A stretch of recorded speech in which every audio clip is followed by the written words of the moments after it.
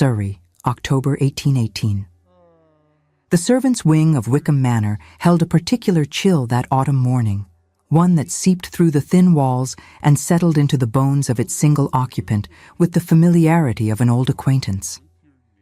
Miss Theodora Sutton sat at the small writing desk beneath her narrow window, the pale morning light illuminating the ledger spread before her.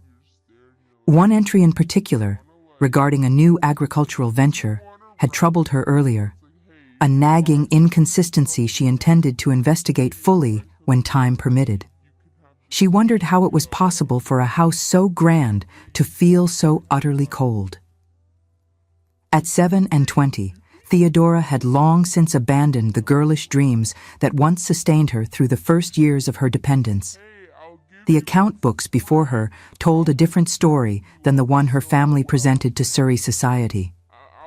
While her uncle, Lord Wickham, entertained guests in drawing rooms adorned with fine paintings, and her 4 cousins paraded through assembly rooms in silk gowns, Theodora sat in quarters designed for upper servants and prevented the entire estate from collapsing into financial ruin. Her father, the second son of a baron, had died of a heart seizure when she was 15, leaving behind gambling debts that consumed every penny of his modest inheritance. Her mother had survived him by only 3 years, grief and shame eroding her health until she simply faded away. Lord Wickham had taken them in, but charity came with a price Theodora paid daily. If stories of invisible women who find their worth through the eyes of someone brave enough to truly see them move your heart, subscribe now and join us on this journey. You will not want to miss what happens next. The morning held a peculiar tension that Theodora could not quite identify. She had learned over 12 years to read the subtle shifts in the household atmosphere the way some people read the weather. Something was brewing, though she could not yet determine what. Her door opened without warning. There was no knock, and certainly no courtesy. Her cousin Prudence stood in the doorway, 24 years old and freshly returned from her honeymoon as the new Countess of Ashford. Her dress, a morning gown of primrose silk, would have cost more than Theodora had spent on clothing in 5 years. "Mama wants you in the kitchens immediately," Prudence announced, her voice carrying that particular tone of satisfaction that always preceded some new humiliation. "There is a crisis, apparently, and the servants are quite useless without your supervision." Theodora closed the ledger carefully, marking her place. "What manner of crisis?" "As if I would know the details of kitchen management." Prudence examined her gloved hands with exaggerated disinterest. "It concerns tonight's dinner. Mama is in quite a state." Tonight's dinner. Theodora felt a small flutter of alarm. Lord Wickham had mentioned something 3 days prior about a parliamentary colleague, but he had been vague as always, and she had assumed the matter forgotten. "Is there to be a dinner party tonight?" she asked carefully. Prudence's smile was not kind. "Did no one tell you? How terribly careless. Yes, Lord Wickham has invited the Marquess of Stratham. Mama only learned of it this morning. You can imagine her distress." The Marquess of Stratham. Even Theodora, sequestered as she was from society, knew that name. Lord Sebastian Harcourt, one of the wealthiest and most eligible noblemen in England, famously particular about whom he honored with his time and attention. And he was coming here, tonight. "I see," Theodora said quietly. "I shall attend to the kitchens at once." "See that you do. And Theodora?" Prudence paused in the doorway, her expression hardening. "Mamma has instructed that you are to remain in your quarters this evening. We cannot have the Marquess seeing our charity case and forming unfavorable impressions of the family. You understand, of course." Of course she understood. The kitchens were indeed in chaos when Theodora arrived. Mrs. Keating, the cook who had served Wickham Manor for 30 years, turned to her with visible relief. "Miss Sutton, thank heavens. Her ladyship has ordered a dinner for 8 this evening, 5 courses, and we have only the usual provisions. She insists upon game when we have none prepared, demands French sauces we lack ingredients for, and expects miracles from thin air." Theodora surveyed the situation with practiced efficiency. she spotted a crate of pheasants and the remnants of the cellar's fortified wine. "We shall use the pheasant stock for the soup," Theodora instructed firmly, moving to the work table, "and mask the lack of venison by preparing the mutton with a rich port reduction. What do we have in the larders?" Within 20 minutes, she had reordered the entire menu around available ingredients, sent footmen to neighboring estates with polite requests to borrow specific items, and directed the staff into a workable schedule. It was a skill she had developed over years of necessity. Her aunt possessed neither the temperament nor the competence for household management, and her uncle noticed such details only when their absence created scandal. "You are a blessing, Miss Sutton," Mrs. Keating said warmly. "I do not know what this household would do without you." Neither did Theodora, though none of the family would ever acknowledge it. She spent the morning and afternoon moving through the servants' passages, consulting with staff, making decisions that would ensure the evening's success. She overheard her cousins in the music room, practicing their performance pieces. Lavinia, married 2 years to a viscount, was coaching the youngest, Cecilia, who at 20 was the only sister still unwed. The Marquess of Stratham is said to be impossibly particular. 3 seasons he has observed without showing interest in anyone.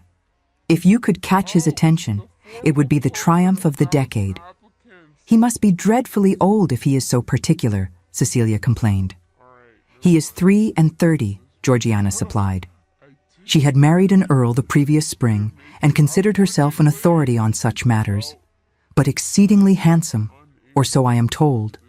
Dark hair, striking features, and a presence that commands attention. More importantly," Prudence added, "he is wealthy beyond imagining and possesses significant political influence. Any woman who becomes his marchioness would be among the most powerful in England." Their mother's voice cut through the chatter. "Girls, please. You must not appear eager or ambitious.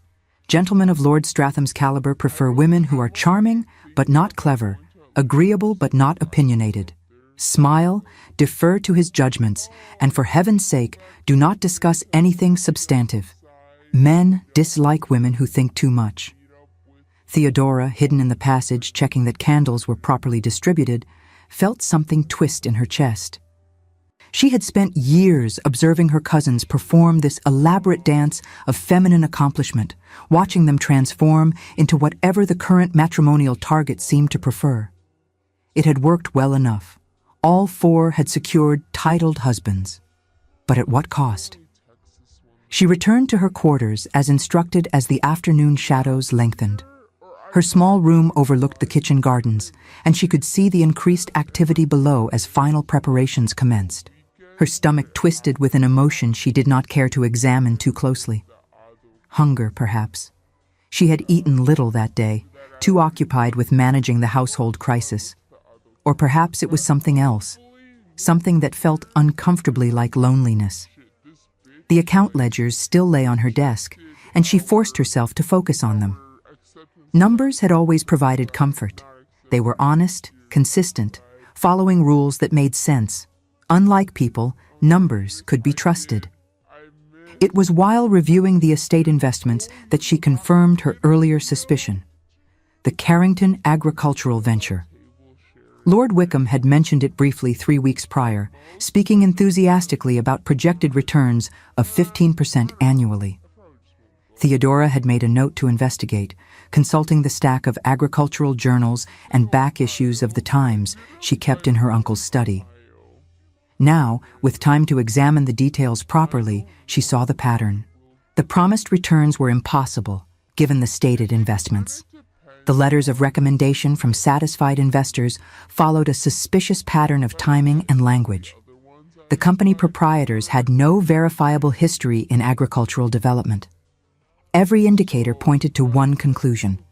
It was a fraudulent enterprise, a swindle designed to extract money from wealthy but unsophisticated investors.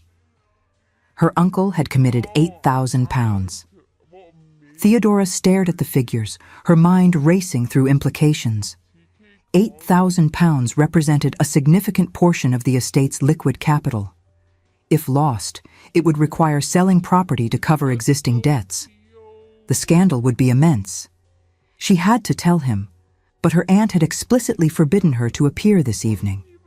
To interrupt the dinner party with such news would be seen as attention-seeking, as attempting to make herself important. She could already hear Lady Wickham's outraged voice. Yet if she remained silent, her uncle would lose a fortune. Theodora rose from her desk, pacing the small confines of her room. Through the floorboards, she could hear the sounds of the dinner party below. Laughter, conversation, the clink of crystal. Her cousins would be performing brilliantly, her aunt presiding with satisfaction, her uncle obliviously enjoying his claret, and the Marquess of Stratham, legendary for his intelligence and careful judgment, would be watching it all. What would such a man think if he knew the truth? That the elegant dinner was managed by the invisible niece locked in the servants' wing? That the household accounts were maintained by the poor relation forbidden to show her face? That the whole pretty performance rested on the competence of a woman treated as a burden rather than an asset? She made her decision. Gathering her notes on the Carrington scheme, Theodora smoothed her dress as best she could. It had been Lavinia's 5 years prior, altered to fit Theodora's taller, slimmer frame. The color, a dull bronze that had never suited Lavinia, did nothing for Theodora's complexion, but it was the best she owned. Her hair, dark brown with hints of copper when the light struck it properly, she had arranged simply that morning. There was no time now for improvement. She descended the servants' stairs, her heart pounding with each step. The dinner party was in the drawing room when she arrived. She could hear voices through the closed door, her aunt's high laugh, her uncle's jovial tones. Theodora hesitated, her hand raised to knock. To disturb a formal dinner was a sin against every rule of etiquette she knew, but £8,000 meant ruin. She knocked. The conversation inside stuttered and stopped. Footsteps approached. The door opened, and her uncle's face appeared, flushed with wine and irritation. "Theodora? What the devil are you doing here? Your aunt was quite clear that you were to remain upstairs." "I apologize for the interruption, Uncle, but there is an urgent estate matter that requires your immediate attention." "Estate matter? Now? Can it not wait until morning?" "I truly do not believe it can, sir." Lord Wickham's face reddened further, but before he could respond, another voice spoke from within the room. "Perhaps I might be of assistance. I have some expertise in estate matters." The voice was deep, cultured, carrying an undertone of command that suggested its owner was accustomed to being obeyed. Theodora felt something flutter in her chest that had nothing to do with nerves about the account books. "That is very kind, my lord," her uncle said, clearly flustered. "But I am certain this is nothing that need concern you, a minor household matter. Theodora, return to your quarters and we shall discuss this tomorrow. I am afraid it concerns a significant financial investment, Uncle. One that requires immediate action if losses are to be prevented." Lady Wickham's voice cut through the room like a blade. "Wickham, send her away at once. This is intolerable. Theodora knows perfectly well she is not to intrude on family gatherings." "I do apologize, Aunt. I would not interrupt if the matter were not genuinely urgent." "How dare you?" Lady Wickham appeared beside her husband, her face contorted with fury. "You forget yourself entirely. Return to your quarters immediately, and we shall discuss your impudence tomorrow." "Let her speak." The words were quiet, but carried absolute authority. The Marquess of Stratham moved into view, and Theodora felt her breath catch. He was indeed handsome, though handsome seemed an inadequate word. Dark hair swept back from a face of striking planes and angles, eyes of deep gray that seemed to perceive far more than they should, a mouth that suggested both intelligence and carefully controlled passion. He was tall, broad-shouldered, and carried himself with a confidence that came not from arrogance, but from absolute certainty of his own capabilities. And he was looking directly at her with an expression of focused interest that made Theodora's carefully constructed composure tremble. "My lord, this is a family matter," Lady Wickham protested, her voice rising. "My niece forgets her place." "Your niece appears to be attempting to prevent a financial disaster," Lord Stratham observed. His gaze had not left Theodora's face. "I find that admirable rather than impertinent. Please, Miss Sutton, do come in and explain the situation." It was not a request. It was a command delivered with such casual certainty that even Lady Wickham could not refuse without creating an even greater scene. She stepped back, her expression promising future retribution, and Theodora entered the drawing room on trembling legs. Her 4 cousins sat in an elegant arrangement near the fireplace, their faces reflecting varying degrees of shock and malicious pleasure. Prudence's eyes gleamed with anticipation of Theodora's humiliation. Lavinia's mouth curved in a small, cruel smile. Georgiana looked merely uncomfortable. Cecilia stared with open curiosity. Theodora kept her head high despite the burning shame in her cheeks. She had learned long ago that dignity was the only armor she possessed. "My lord, uncle, I have been reviewing the estate accounts as is my usual practice," she began, her voice steady despite her racing heart. "I have discovered a concerning pattern in the Carrington agricultural venture that my uncle recently invested in." Lord Wickham frowned. "The Carrington scheme? But that was recommended by Petersham himself. Promised excellent returns."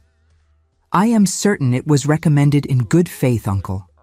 However, upon examining the company's published reports and comparing them with letters of recommendation from the past 3 years, I have identified several irregularities that suggest the venture is fraudulent." "Fraudulent?" Her uncle's face went pale. "Theodora, that is a very serious accusation." "I am aware, sir. That is why I would not make it without substantial evidence." She held out her carefully prepared notes. "The promised annual returns of 15% are impossible given the stated agricultural investments. Grain yields, even in optimal conditions, cannot support such profits. Moreover, the letters from satisfied investors follow an unusual pattern. They appear at precise 6-month intervals, use remarkably similar language, and reference yields that would require impossible weather conditions across multiple regions simultaneously." Lord Stratham had moved closer, his attention riveted on Theodora's face. "Continue, Miss Sutton." "Additionally, I took the liberty of researching the company proprietors. None have verifiable backgrounds in agricultural development. Their previous ventures, when they can be traced at all, follow a consistent pattern. Large investments secured, impressive initial reports, then the companies dissolve before any actual returns materialize. In 2 cases I found, investors lost everything. The room had fallen completely silent. Even Lady Wickham seemed momentarily speechless. "How much have you invested, Wickham?" Lord Stratham asked quietly. £8,000, Theodora answered when her uncle seemed unable to speak. "Committed last month with an additional 4,000 promised for the spring planting."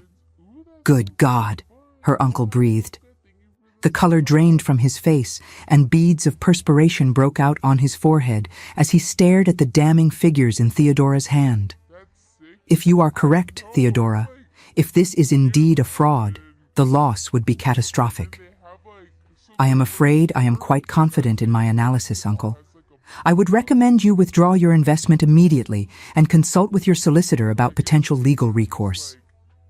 Lord Stratham took the notes from Theodora's hand, his fingers brushing hers briefly. The contact sent an unexpected warmth through her entire arm.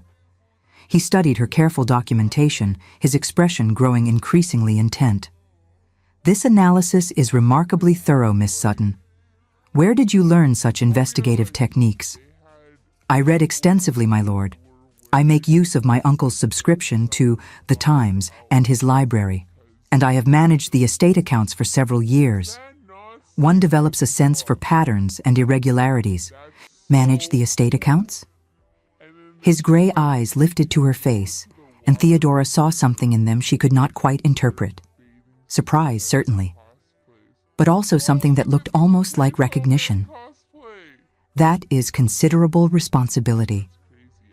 Theodora has always had an unfortunate interest in inappropriate subjects," Lady Wickham interjected, her voice tight with barely suppressed fury. We have tried to discourage such unladylike pursuits, but she persists in meddling with matters beyond her understanding. On the contrary, Lord Stratham said softly, still looking at Theodora. Miss Sutton appears to understand a great deal. Wickham, I was considering the Carrington venture myself. Petersham approached me with the same proposal. I had not yet committed funds, but I certainly intended to. Your niece's analysis has saved me from what would indeed have been a substantial loss. He turned to face the room, and Theodora saw her aunt's expression shift from fury to calculation. Miss Sutton, I wonder if you might be willing to examine some other investment proposals I have received recently. I value careful analysis, and yours appears exceptionally astute. It was a public acknowledgement of her competence, delivered with such casual authority that no one could protest without insulting the Marquess himself. Theodora felt something warm unfurl in her chest, something dangerous that she immediately tried to suppress. I would be honored to assist in any way I can, my lord. Excellent. Perhaps you might join us for the remainder of the evening? I find I would very much like to hear your thoughts on estate management. It is a subject I take seriously, and competent advice is surprisingly difficult to find. The invitation hung in the air like a thrown gauntlet. Lady Wickham's face had gone an alarming shade of purple. Prudence looked as though she might faint from outrage. Cecilia's careful pose of elegant availability had crumbled into open shock. The Marquess of Stratham, the most eligible nobleman in England, was requesting the company of the poor relation over her accomplished cousins. That is very kind, my lord, Theodora began carefully, but I would not wish to intrude further on the family's evening. Nonsense. I insist. He offered her his arm with the same casual certainty that characterized all his movements. Come, Miss Sutton. Tell me more about these account books you manage. I find I am fascinated by the precise methods you employ. Theodora took his arm because refusing would create an even greater scene. The fabric of his coat was fine wool beneath her fingers, and she could feel the solid strength of the muscle beneath. He led her to a settee near the window, deliberately positioning them slightly apart from the others. Lady Wickham had no choice but to resume her hostess duties, though her smile had taken on a brittle, dangerous quality. Theodora's cousins attempted to recapture the Marquess's attention with renewed performances of charm, but he deflected each attempt with polite disinterest, his attention consistently returning to Theodora. Your uncle mentioned you have lived here since your father's death, he said quietly, his voice pitched for her ears alone. That must have been difficult. My uncle and aunt were very kind to take us in, Theodora replied carefully. We would have had nowhere else to go. Kindness, he repeated, and something in his tone suggested he saw through the polite fiction. And in exchange for this kindness, you manage the estate accounts, prevent financial disasters, and orchestrate household operations? I do what I can to be useful. I suspect you do considerably more than that. His gray eyes studied her face with an intensity that made her pulse quicken. Tell me, Miss Sutton, what else do you do that no one acknowledges? The question was too perceptive, too direct. Theodora felt exposed in a way that had nothing to do with her shabby dress or her subordinate position. I read, she said finally. I have access to my uncle's library when the family is otherwise occupied.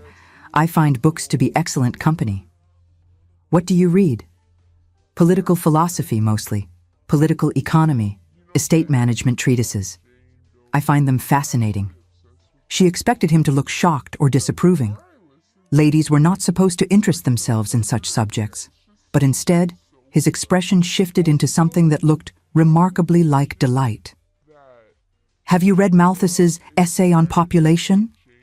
I have, my lord, though I confess I find some of his conclusions overly pessimistic. As do I. What is your objection specifically?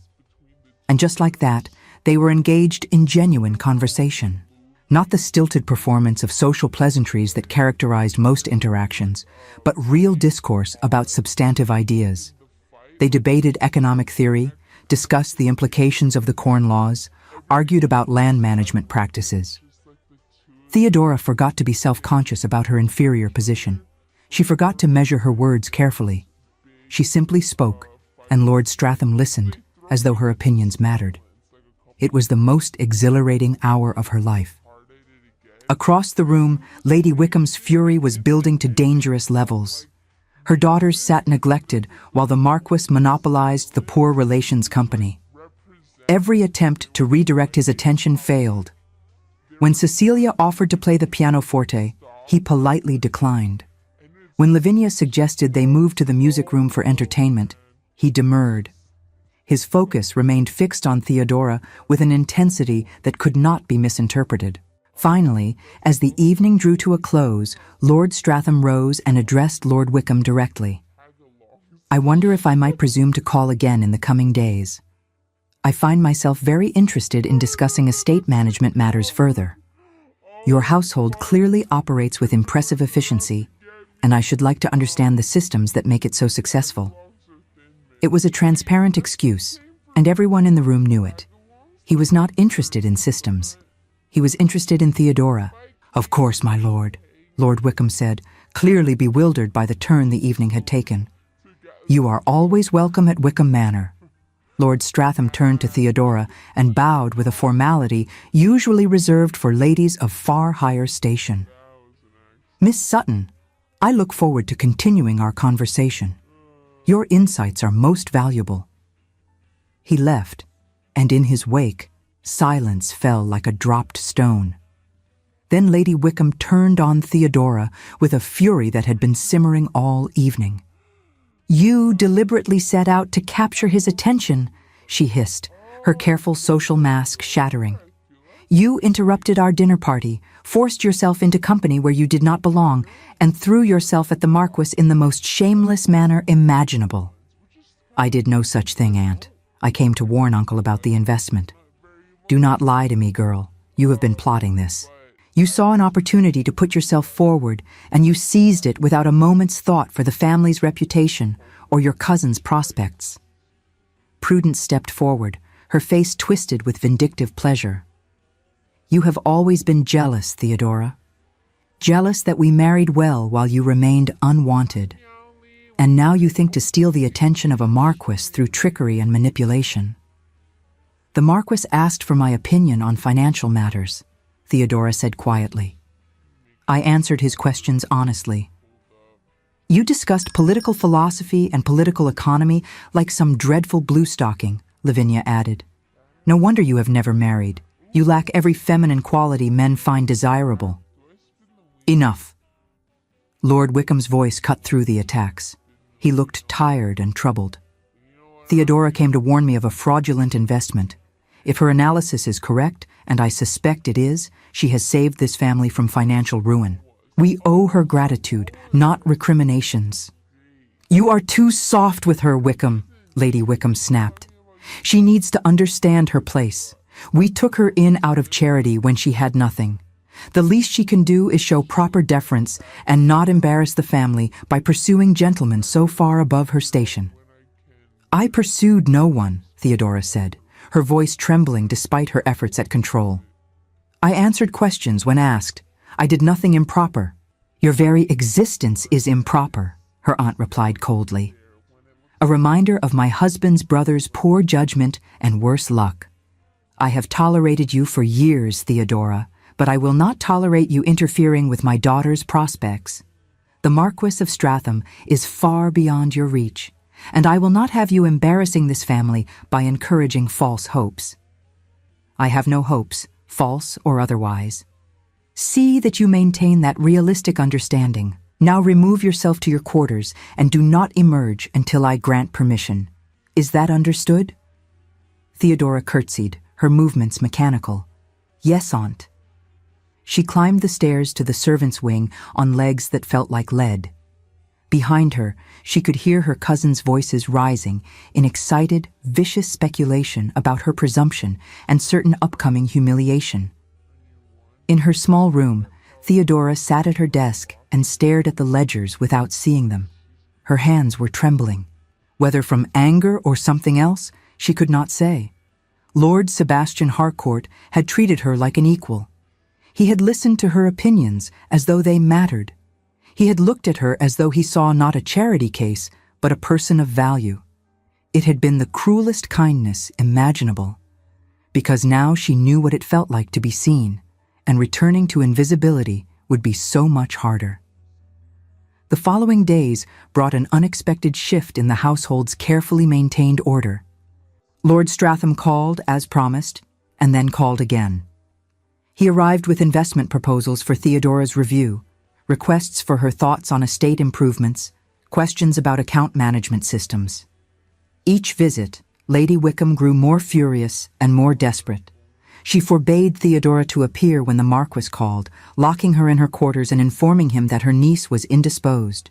Lord Stratham responded by asking Lord Wickham directly why his competent estate manager was being hidden away. When that proved ineffective, he began arriving unannounced at hours when Theodora was likely to be managing household matters, effectively circumventing Lady Wickham's restrictions. Theodora tried to maintain appropriate distance. She knew this could only end in disappointment.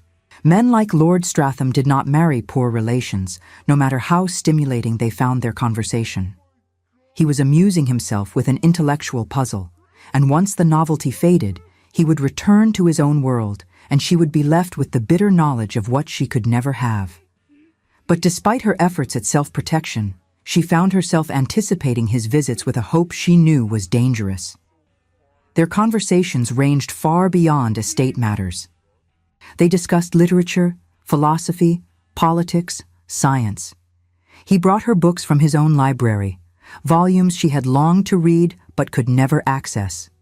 He asked her opinions on parliamentary debates and listened to her answers with a respect that still felt unreal. "Why do you tolerate it?" he asked one afternoon 3 weeks after their first meeting. They were in Lord Wickham's study, ostensibly reviewing account ledgers, but the conversation had drifted, as it always did, into more personal territory. "Tolerate what, my lord?" "The treatment, your aunt's cruelty, your cousin's contempt. You are clearly the most capable person in this household, yet you are treated as though your value is measured in your utility as an unpaid servant." Theodora's hands stilled on the ledger page. "I have nowhere else to go. My father left nothing but debts. I have no marriage prospects and no means of supporting myself. My uncle provides me shelter and food. I am grateful for that." Grateful. He repeated the word with such distaste that Theodora looked up in surprise. "You should not have to be grateful for basic human dignity, Theodora." The use of her given name, spoken in his deep voice with such quiet intensity, made her breath catch. They had maintained strict formality until now, the social distance appropriate between a Marquess and a dependent relative of a mere baron. Hearing her name on his lips felt intimate in a way that frightened her. In her mind, she had already begun to think of him as Stratham, but she dared not voice it. "Lord Stratham, I think perhaps we should maintain proper forms of address." "Sebastian," he said immediately. "My name is Sebastian, and I would very much like to hear you say it." "That would be highly inappropriate." "Many things are inappropriate, Theodora. That does not make them wrong." He leaned forward, his gray eyes intense on hers. "I have spent weeks observing you, listening to you, learning who you are beneath the role you have been forced to play. You are remarkable, brilliant, kind, resilient, possessing more genuine character than anyone else I have encountered in years of searching. And I am tired of pretending this is merely about estate management advice." Theodora felt her heart hammering against her ribs. "What is it about, then?" "It is about the fact that I find myself thinking about you constantly. About your mind, yes, but also about your courage in enduring circumstances that would have broken someone with less strength. About the way your eyes light up when you are debating a point you feel passionate about. About how your smile, on the rare occasions you allow yourself to show it, transforms your entire face into something so beautiful it makes my chest ache. Please do not say such things." Theodora stood abruptly, putting distance between them. "You are being kind, but kindness that offers false hope is cruelty." There is nothing false about it. Sebastian rose as well, his movements controlled, but his expression fierce. Theodora, I am not a man who speaks carelessly. When I say you are remarkable, I mean it. When I say I think of you constantly, I am stating simple fact. You are a Marquess. I am a penniless dependent with no prospects and no family willing to sponsor me into society. Whatever you imagine this could be, it is impossible. Why? Because the difference in our stations is insurmountable. Because your duty is to marry someone appropriate to your position. Because I have nothing to offer you except conversation, and conversation cannot sustain a marriage in our world. You truly believe that? He moved closer, and Theodora found herself unable to retreat further, trapped between him and the desk. You believe all I value in you is your ability to discuss political economy? What else could there be?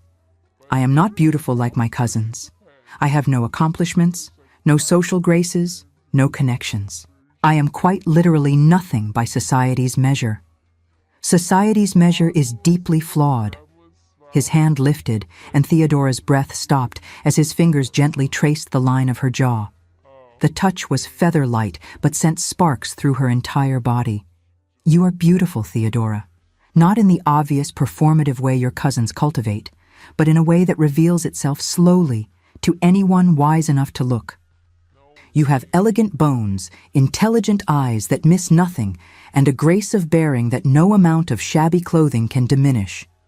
But more than that, you have a quality of genuine selfhood that I have never encountered before. I do not understand what you mean.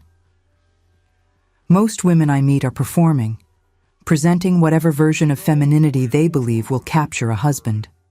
They flatter, defer, and hide any aspect of themselves that might be deemed unsuitable. But you? His thumb brushed across her cheekbone, and Theodora shivered. You are simply yourself, honest, direct, unconcerned with playing games or managing impressions.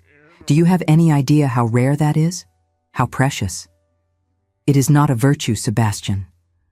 The name slipped out without thought. It is merely that I have nothing to lose by being honest. I am already invisible. You are not invisible to me. His voice had dropped to barely above a whisper. I perceive your true character, Theodora. I see the woman beneath the circumstances, and I find myself wanting things I had convinced myself I no longer desired. What things? Instead of answering, he leaned forward and kissed her. It was gentle, questioning, giving her every opportunity to pull away. Theodora knew she should. If a servant entered, if her aunt returned, she would be ruined beyond redemption. The risk was absolute. But she could not make herself retreat. His lips were warm and firm against hers, and the kiss awakened something she had kept carefully buried for years. Longing, hope, the dangerous belief that perhaps she might be worthy of love after all. When he finally pulled back, his eyes were dark with emotion she did not dare name.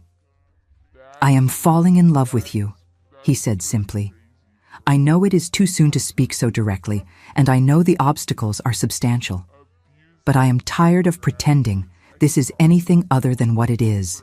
I came here looking for competent financial advice and found instead the woman I have been searching for without knowing I was searching. I will not apologize for that, and I will not pretend otherwise. Theodora felt tears building behind her eyes. You do not know what you are asking.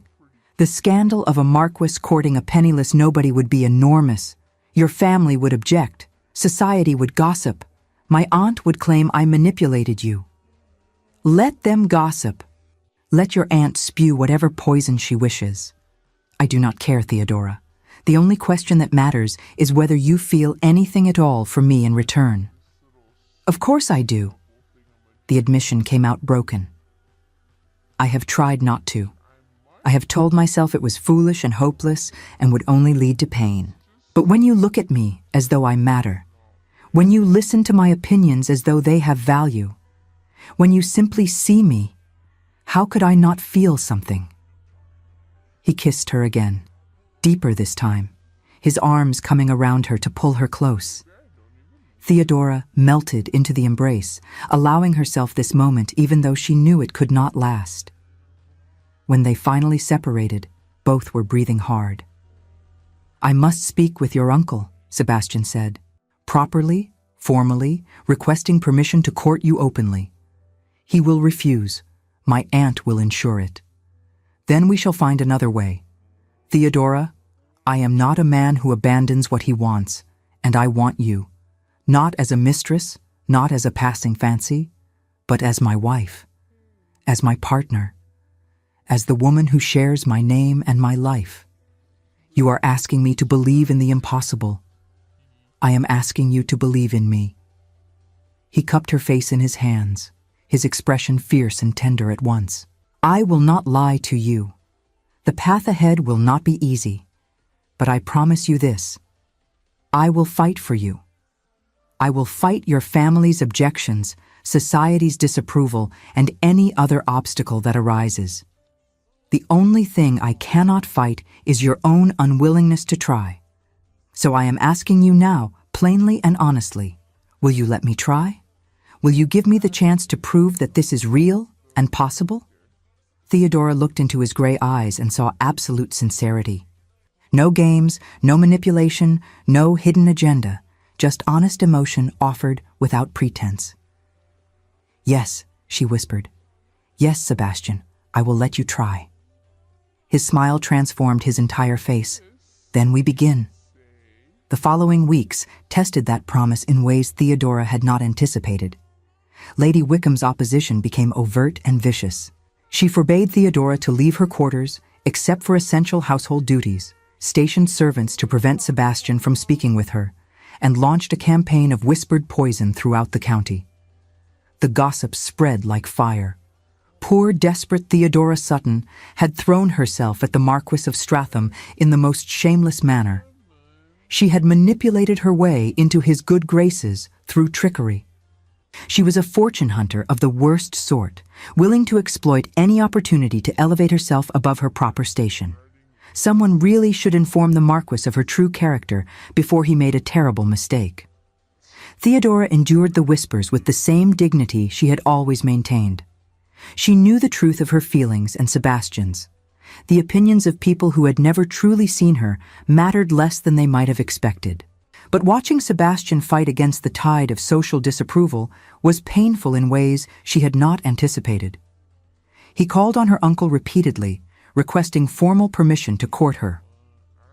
Each time, Lord Wickham gave the same apologetic refusal. His wife would not countenance it.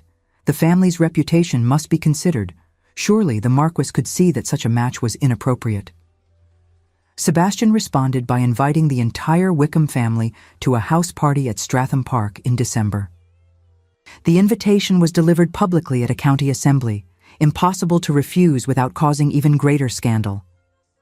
Lady Wickham accepted through gritted teeth, already planning how to use the opportunity to push her daughters forward while keeping Theodora firmly in the background. "She will try to humiliate you," Sebastian warned Theodora during one of their stolen conversations. They met in the library late at night when the household slept, the only time they could speak freely. "She will attempt to demonstrate publicly that you are unsuitable, inferior, not worthy of notice." "I know." Theodora kept her voice steady despite the fear curling in her stomach. "But I also know that refusing to attend would hurt you politically. Your invitation to the entire family was strategic. Excluding yourself from your own house party would create exactly the scandal you are trying to prevent. You understand the game remarkably well. I have been observing it for 12 years, Sebastian. I may not have been allowed to play, but I have learned the rules." He pulled her into his arms, holding her close. "I hate that you have to endure this. You should be celebrated, not attacked. Your intelligence and capability should be recognized as the gifts they are. The world does not work that way. Perhaps it is time the world changed." He kissed her temple. "Trust me, Theodora. I have a plan." Stratham Park in winter was breathtaking. The house itself was an elegant Georgian manor set in extensive grounds, its classical lines softened by ivy and age. Inside, high ceilings and tall windows created spaces that were both grand and surprisingly intimate. A bachelor establishment, certainly, with touches that suggested aesthetic appreciation, but lacked the warmth of true habitation. It was, Theodora realized, profoundly lonely. The house party assembled slowly over 3 days in mid-December. Sebastian had invited not just the Wickham family, but a careful selection of other guests. The Dowager Countess of Rathmore, his late mother's closest friend and a formidable social power. Sir Edward and Lady Hartwick, progressive nobles known for their support of intellectual women. Several young couples whose marriages had been based on genuine affection rather than merely advantageous alliances. And a handful of political colleagues whose respect Sebastian valued. Theodora was given a beautiful guest chamber in the family wing, notably not relegated to lesser quarters. Sebastian introduced her to each arriving guest with the same respect he showed everyone else, his message clear. Miss Theodora Sutton was a valued guest, not a poor relation to be overlooked. Lady Wickham's fury was palpable. Her daughters, accustomed to being the center of attention, found themselves eclipsed by other guests who commanded more social power. Prudence's title as Countess of Ashford meant little when the Dowager Countess of Rathmore held court. Lavinia's and Georgiana's viscounts and earls were pleasant, but not particularly influential. And Cecilia, still unwed, found herself competing with several other young ladies whose families were far more prominent. The first dinner was an exercise in social warfare. Lady Wickham attempted repeatedly to direct conversation away from substantive topics toward the sort of vapid pleasantries she considered appropriate.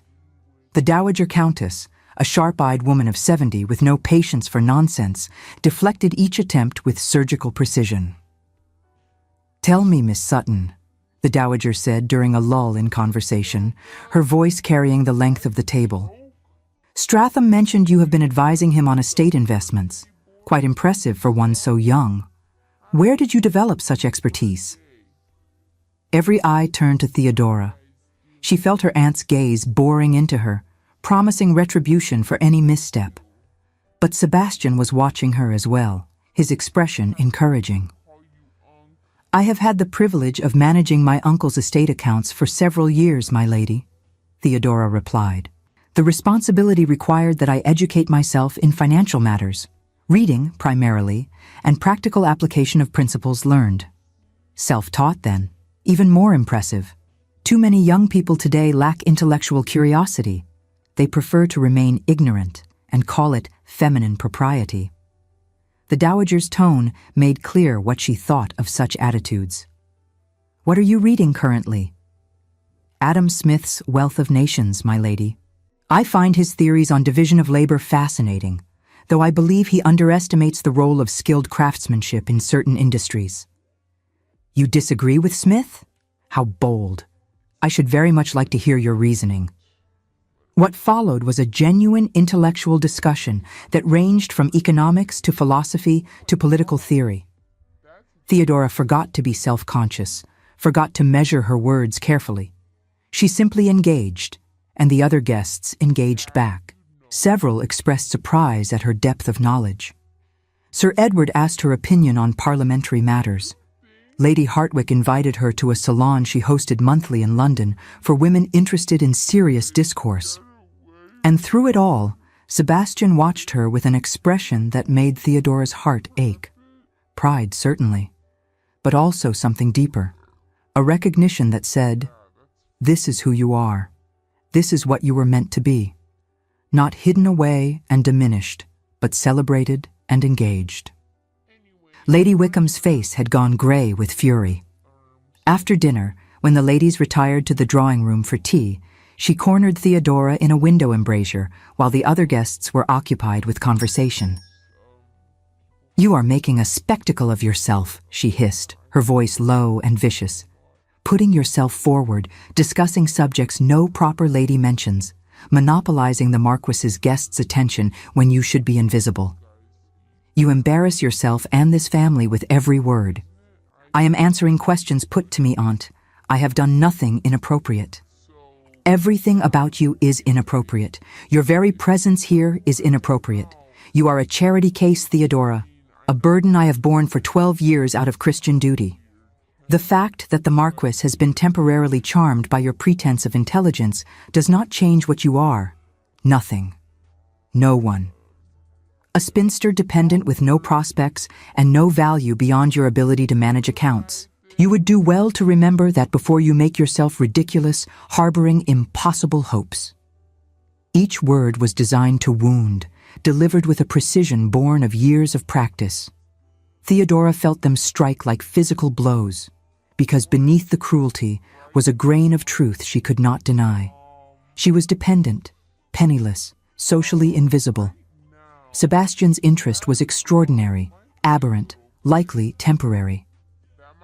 I know exactly what I am, Aunt. I have never forgotten for a moment. Then stop this performance. Stop putting yourself forward. Accept reality with whatever dignity you can still claim and withdraw gracefully before you are publicly rejected. Because make no mistake, Theodora, you will be rejected. Men like the Marquess of Stratham do not marry women like you. And when he moves on to someone appropriate, you will be left humiliated before all of society, your foolish hopes exposed for the delusions they always were. The Dowager Countess's voice cut through the venom like a blade. Lady Wickham, I wonder if I might borrow Miss Sutton for a moment.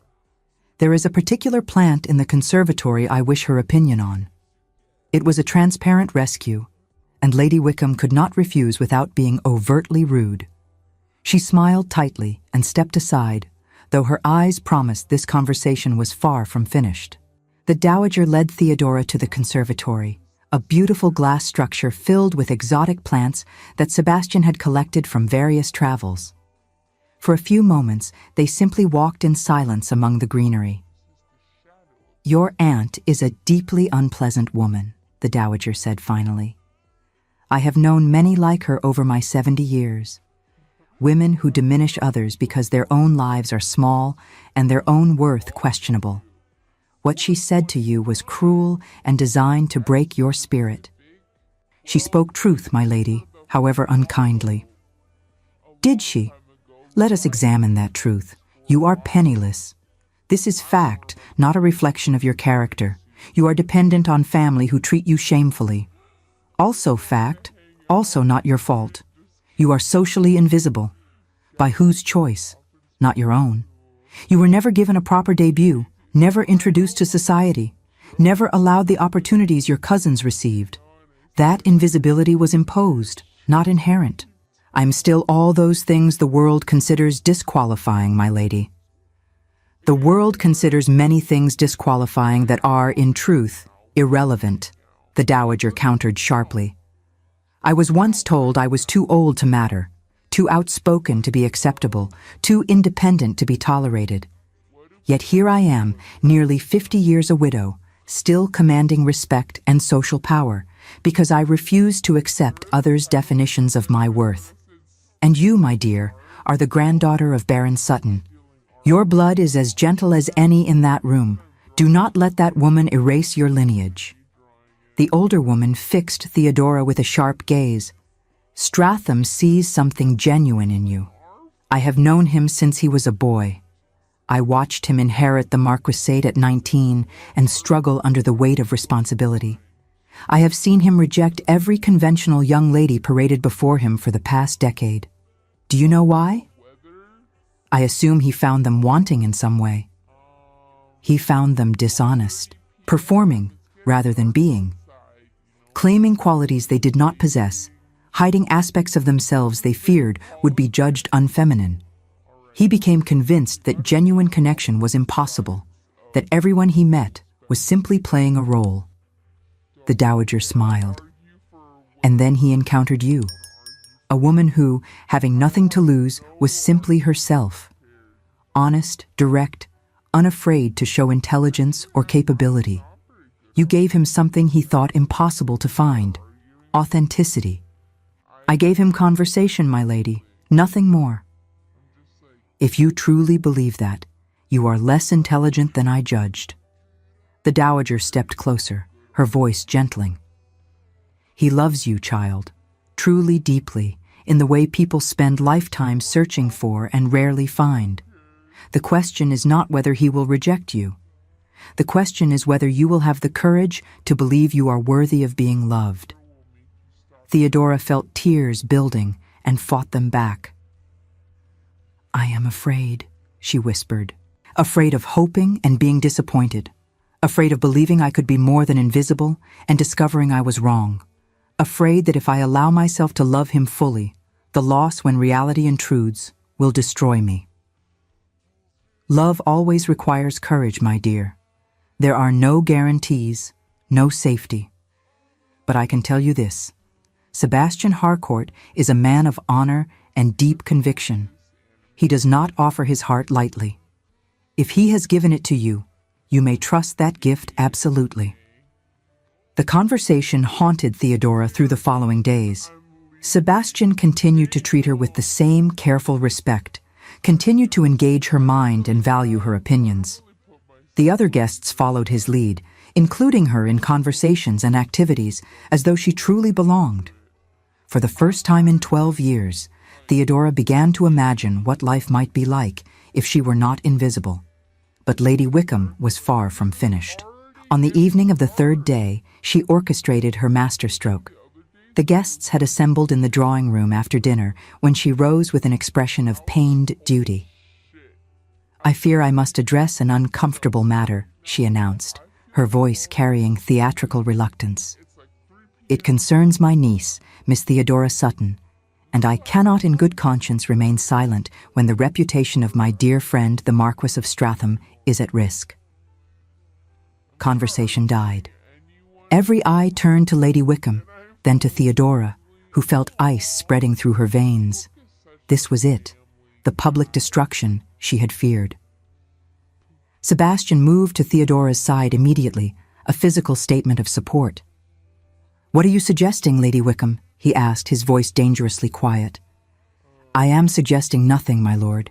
I am simply sharing information that has recently come to my attention regarding my niece's behavior. It grieves me to speak thus, but duty demands honesty." She produced several letters from her reticule.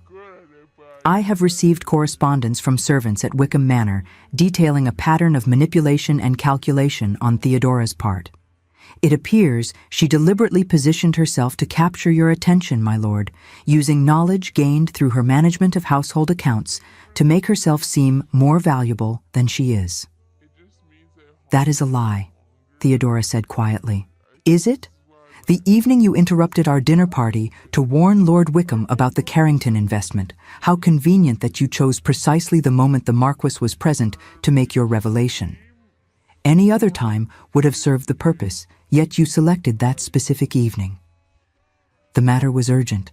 I discovered the fraud that afternoon and brought the information forward immediately." "Or you had known for days and waited for the perfect opportunity to put yourself forward." Lady Wickham's smile was poisonous. "I have spoken with several people who can attest to a pattern of attention-seeking behavior, carefully calculated to appear helpful while actually positioning yourself as indispensable. You have manipulated my family for years, and now you seek to manipulate the Marquess through similar means." The words were absurd, the logic twisted, but spoken with such conviction that Theodora could see doubt beginning to cloud some faces. This was how social assassination worked. Plant enough suspicion, wrap lies in plausible details, and let reputation do the rest. "You paint a portrait of remarkable cunning," Sebastian observed, his tone conversational but his eyes cold as winter. "Miss Sutton, managing to appear humble and self-effacing, while secretly orchestrating years of manipulation. Quite impressive, if true." "I merely wish to protect you, my lord, from someone who has proven herself adept at deception." "Do you? How kind. Then perhaps you will not mind if I share some information of my own." Sebastian withdrew papers from his own coat pocket. "I took the liberty of conducting my own investigation into the management of Wickham Manor. What I discovered was fascinating." Lady Wickham's face went pale. "These are account ledgers from the estate, going back 7 years. Miss Sutton's handwriting is distinctive and appears throughout. careful notations, corrections of errors, systems implemented to prevent waste and fraud. According to the estate steward, whom I spoke with directly, Miss Sutton has been single-handedly managing Wickham Manor's finances for the past 7 years, preventing several disasters through her diligence and foresight. He moved to the center of the room, addressing all the guests. This woman you accuse of manipulation, Lady Wickham, has been saving your estate from bankruptcy while receiving no credit and enduring treatment that borders on servitude. She reorganizes inefficient systems, catches mathematical errors, identifies fraudulent schemes, negotiates with merchants for better terms, and manages a household staff with remarkable competence. He paused, his gaze hardening. And regarding your so-called correspondence from the servants, I took the liberty of speaking with the very staff you claim wrote these complaints. They spoke only of Miss Sutton's kindness, her fairness, and her tireless work to keep the household running despite your negligence. They were quite distressed to hear their names might be used to slander her. She was treated according to her station as a dependent relative, Lady Wickham protested, but her voice had lost its certainty. Her station? Sebastian's voice cut like a blade. Let us discuss station, shall we? Miss Sutton is the granddaughter of Baron Sutton, daughter of his second son. Her blood is as gentle as yours, Lady Wickham. Her father's debts do not change her birth. Yet you have treated her not as family, but as an unpaid servant, extracting her labor while denying her basic dignity. You have forbidden her a proper debut, prevented her from forming connections, and worked actively to ensure she remained invisible and unmarriageable. Why? Because her competence threatened to overshadow your daughter's carefully cultivated accomplishments? How dare you? Lady Wickham breathed. How dare I? How dare you, madam? You have systematically destroyed the prospects of a young woman guilty of nothing except being orphaned and intelligent. You have spread malicious gossip, attempted character assassination, and now manufacture accusations of manipulation to cover your own cruelty. I will not tolerate it. He turned to face the assembled guests. I asked you all here as witnesses, not to a house party, though I hope you have enjoyed the hospitality, but to a public declaration. I have spent 3 months coming to know Miss Theodora Sutton. I have observed her character, her intelligence, her resilience in the face of circumstances that would have broken lesser people. I have tested her knowledge, engaged her mind, and discovered a depth of person I had begun to believe did not exist. And I have reached a conclusion I wish to state publicly and unequivocally. He moved to stand before Theodora, taking her hands in his. His gray eyes held hers with an intensity that made her forget to breathe. Miss Theodora Sutton, I am asking you before these witnesses to do me the very great honor of becoming my wife. Not because I pity your circumstances, though those circumstances are appalling. Not because I value your financial acumen, though that is considerable, but because I love you.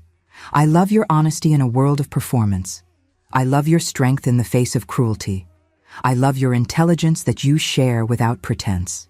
I love the way you see the world clearly and yourself with painful honesty. I want you as my partner, my equal, my duchess.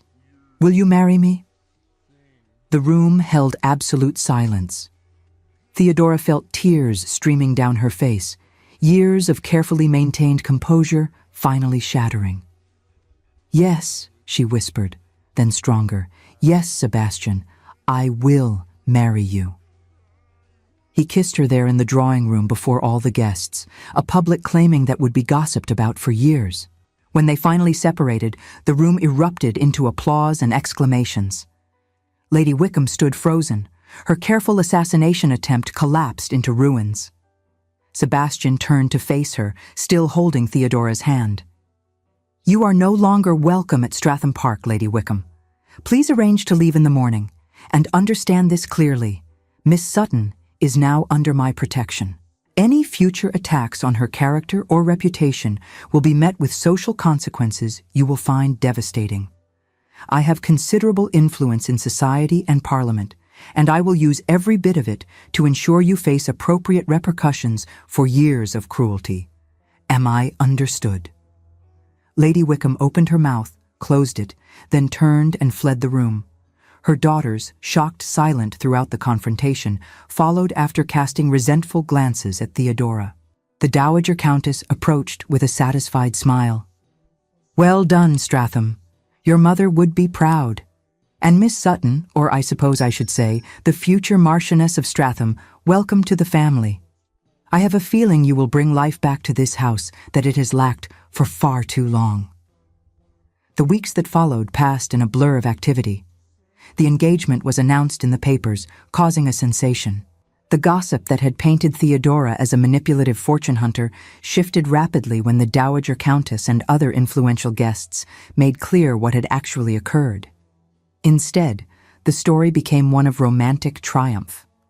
The intelligent, poor relation discovered by a discerning Marquess who valued substance over superficial accomplishments. Lady Wickham found herself facing social consequences Sebastian had promised. Families who had courted her favor now gave her the cut direct. Her daughters' marriages, while legally secure, suffered reputational damage by association. Whispers followed them. Were they as cruel as their mother? Had they participated in the systematic abuse of their cousin? Lord Wickham, embarrassed and chastened, attempted to repair relations with Theodora. She received him kindly, but made clear that the Wickham family would play no significant role in her new life. They had made their choices. She bore them no particular malice, but neither did she owe them forgiveness or inclusion. The wedding took place in April at Stratham Park, an intimate ceremony attended by those who truly mattered. The Dowager Countess, the Hartwicks, close friends of Sebastian's, and a handful of Theodora's family connections who had been kept at distance by the Wickhams. Her wedding dress was elegant ivory silk, the first garment she had ever owned that was truly hers, chosen for her, made to fit her specifically. As she walked down the aisle toward Sebastian, watching his face transform with love and wonder, Theodora felt the final chains of invisibility shatter. She was seen, she was valued, she was chosen.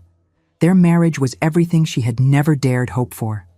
Sebastian consulted her on estate management, political decisions, investment strategies. They established a study for her where she worked daily, managing not just Stratham Park, but several of Sebastian's other properties. Her analyses and advice proved so valuable that several of Sebastian's colleagues began requesting her consultation, creating an informal but influential role.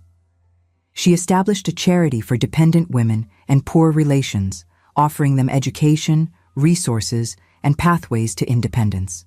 It became her passion project, funded by her own marriage settlement that Sebastian had insisted be generous enough to give her real power. 3 years into their marriage, Stratham Park had transformed. No longer the echoing monument to loneliness, it rang with children's laughter. Theodora had given birth to twins, boys they named Thomas and Edmund, followed 18 months later by a daughter, Charlotte. The house filled with life, warmth, love. Sebastian had never been happier, his aloof reserve melting into open affection with family and friends. They encountered the Wickham family occasionally in London during the season. The meetings were polite but distant. Lady Wickham had aged badly, bitterness etching lines into her face. Prudence and Lavinia's marriages, while intact, lacked the social triumph they had once enjoyed. Georgiana had retreated to the country, uncomfortable with the gossip. Cecilia had eventually married a wealthy merchant, a match her mother considered deeply humiliating. At one such encounter, Lady Wickham attempted to approach Theodora with what might have been intended as reconciliation. Theodora did not cut her directly. That would be beneath her dignity. Instead, she greeted her with cool politeness and moved on, making clear through simple lack of engagement that the Wickhams were no longer relevant to her life. "You could have destroyed them utterly," Sebastian observed later that evening. They were in their private sitting room, watching their children play by the fireplace. "You have the influence now. One word from you in the right circles would complete their social ruin." "They destroyed themselves," Theodora replied, leaning into her husband's embrace. "I did nothing except become what I always was once someone bothered to look." Sebastian kissed her temple.